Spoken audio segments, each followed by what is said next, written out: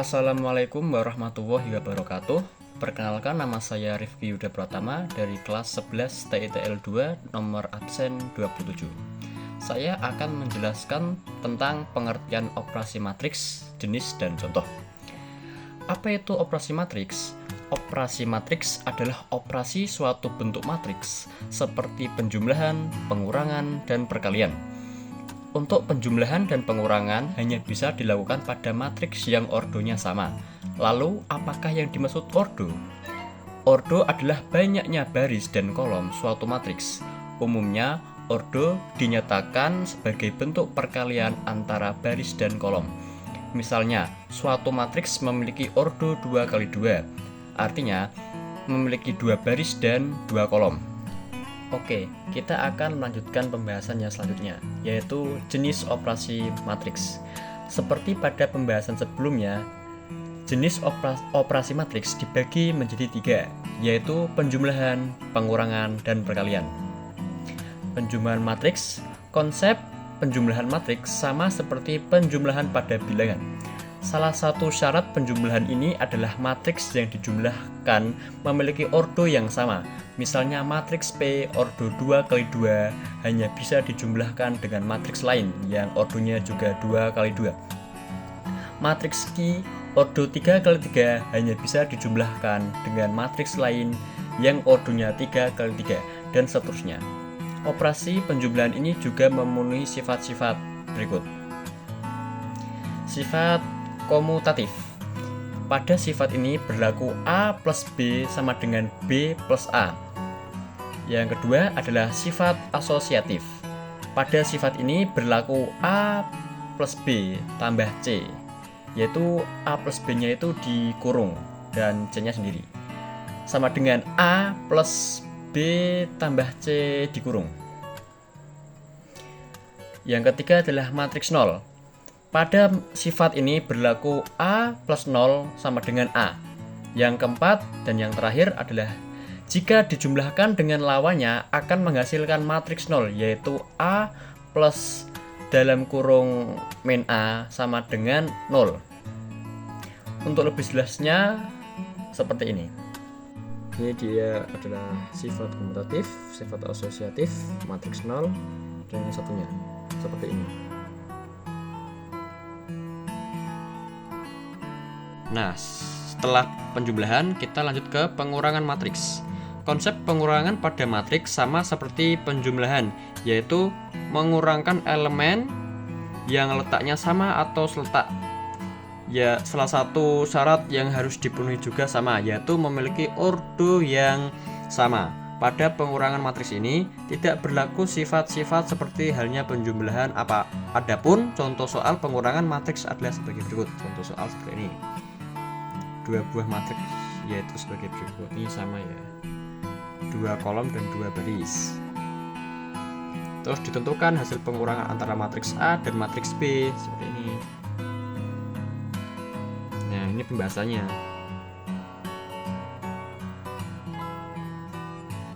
Kalian bisa mengerjakannya di rumah atau dimanapun itu. Nah, setelah itu kita lanjut ke perkalian matriks.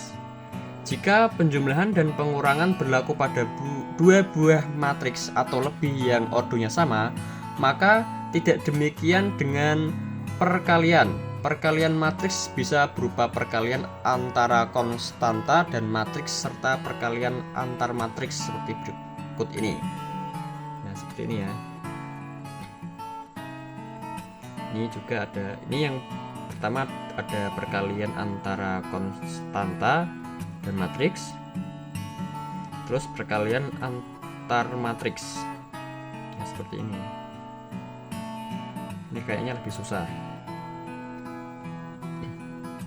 Perkalian ini memenuhi sifat-sifat berikut, yaitu sifat asosiatif dan sifat distributif. Sifat asosiatif adalah pada sifat ini berlaku A kali B kali C sama dengan A kali B kali C. Ya, seperti ini ya. Terus yang distributif sama yang seperti ini, A kali B tambah C sama dengan A kali B plus A kali C. Nah, setelah dari pembahasan tentang pengertian matriks, kita lanjut ke determinan, yaitu pengertian determinan. Apa sih determinan itu?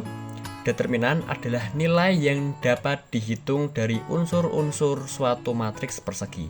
Masih ingat matriks persegi? Persegi itu kan sisinya sama. Nah, matriks persegi berarti jumlah kolom dan barisnya sama. Dalam matematika, matriks adalah susunan bilangan simbol atau ekspresi yang disusun dalam baris dan kolom sehingga membentuk suatu bangun persegi. Dalam bidang aljabar linear, determinan adalah nilai yang dapat dihitung dari unsur suatu matriks persegi. Determinan matriks A ditulis dengan tanda det A atau dalam kurung A. Determinan dapat dianggap sebagai faktor penskalaan transformasi yang digambarkan oleh matriks. Jika dalam hati, lalu kamu iseng bertanya, kalau jumlah baris dan kolomnya beda gimana? Bisa nggak dicari determinannya? Jawabannya ya nggak bisa. Saat kamu belajar tentang matriks, salah satu besaran yang akan kamu pelajari adalah determinan. Jadi sekali lagi, determinan matriks adalah nilai yang bisa dihitung dari unsur matriks. Pelajari mengenai determinan melalui buku pengantar aljabar linear yang telah disertai dengan peta konsep yang dapat lebih mudah dan kamu pahami. Nah, yang B, cara mencari determinan.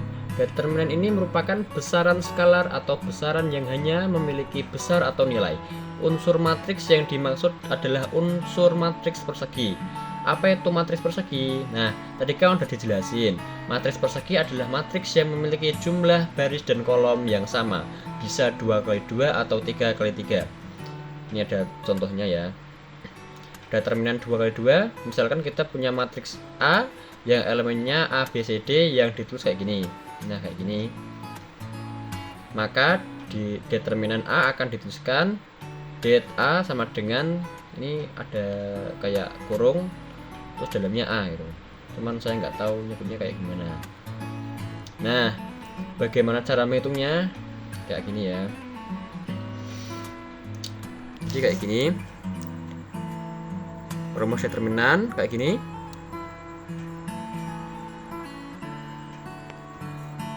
Jadi A kali D sama dengan AD, kemudian kita kalikan juga B dengan C. Nah, yang ini ada determinan 3x3. Cara menentukan determinan 3x3 itu ada dua cara, yaitu cara Sarus dan cara minor kofaktor.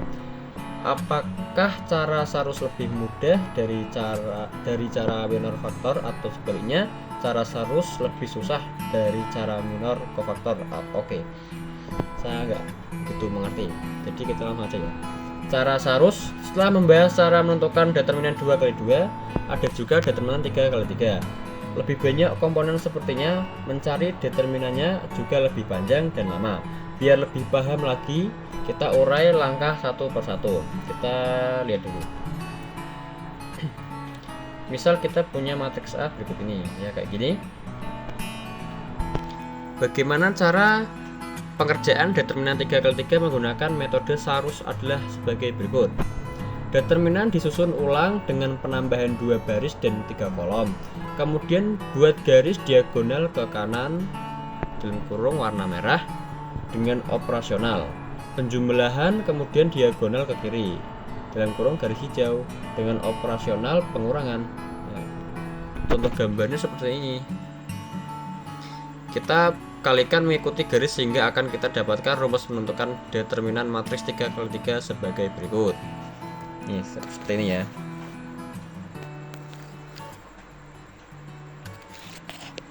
Oke, kita akan melanjutkan tentang pengertian inverse matrix.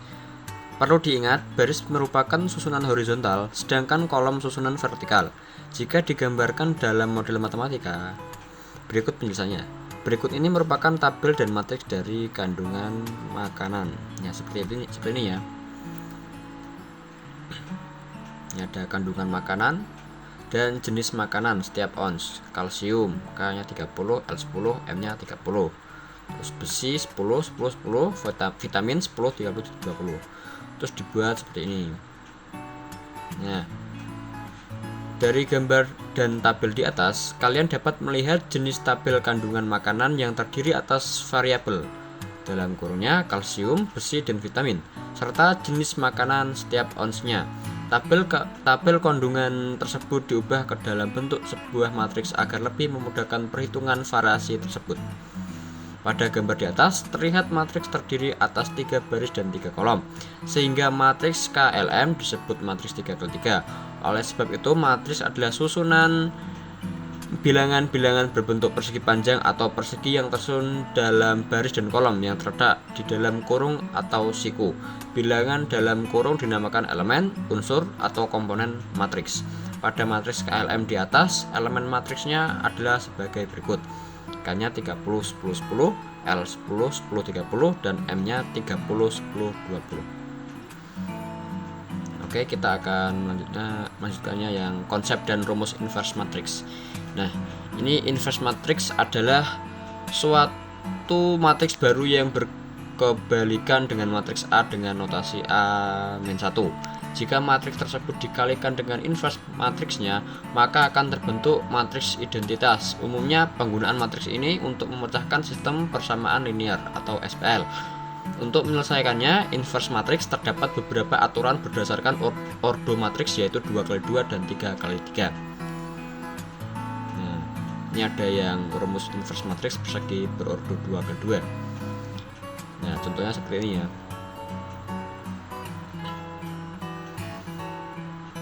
Terus ini ada sedikit tulisan inverse matrix berordo 2 dapat langsung diperoleh dengan cara yang pertama adalah tukar elemen-elemen pada diagonal utamanya. Yang kedua, berikan tanda negatif pada elemen-elemen lainnya. Dan yang ketiga, bagilah setiap elemen matriks dengan determinannya. Ini ada yang rumus inverse matriks berordo 3x3. Ini seperti ini. Dalam menentukan inverse matriks AN dengan cara transformasi baris elementer, bisa menggunakan langkah-langkah berikut ini. Yang pertama, bentuk matriks ini bacanya gimana ya?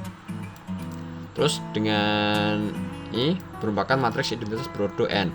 Transformasikan matriks ke dalam bentuk INBN dengan transformasi elemen baris. Hasil dari langkah 2 dapat didapat inverse dari matriks AN, yaitu BN. Nah, ini langsung sifat-sifat inverse matriks ya. Ini misal matriks A berordo n xn dengan n sudah ini, dan determinan A tidak sama dengan 0. Jika A-1 adalah inverse dari A, maka A-1 N1 sama dengan A. Itu dia sedikit penjelasan dari saya. Jika ada kesalahan kata maupun perbuatan, saya minta maaf. Semoga yang dapat saya sampaikan itu bermanfaat buat teman-teman. Terima kasih.